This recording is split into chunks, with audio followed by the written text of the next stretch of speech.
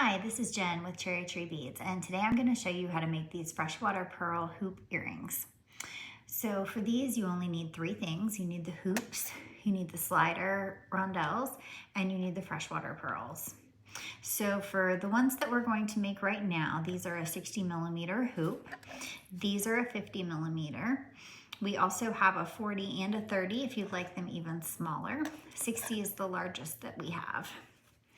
So what I'm going to do is I'm going to open the back of this hoop and I'm just going to slide on this rondelle. It's got a rubber gasket in the middle to hold things in place. So I'm going to put that on first.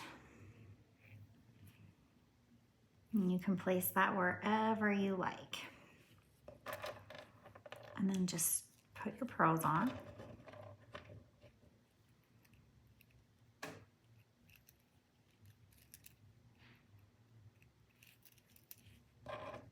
What I love about this is our large hole gemstones go over these hoops, as well as the matte sea glass beads, and they all look great on here. So I'm going to put 7, and then I'm going to put this on. We also have these in silver if you prefer silver over gold. And that's it, no tools required. For the other one, I'm going to do the same thing. Just going to put this slide rondelle on. And I'm just going to match it up with where this one is. Looks to be about right there. I'm going to string on my pearls.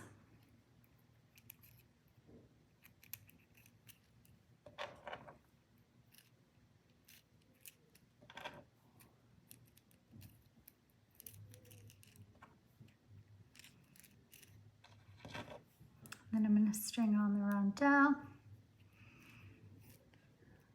And these two are going to hold the pearls in place.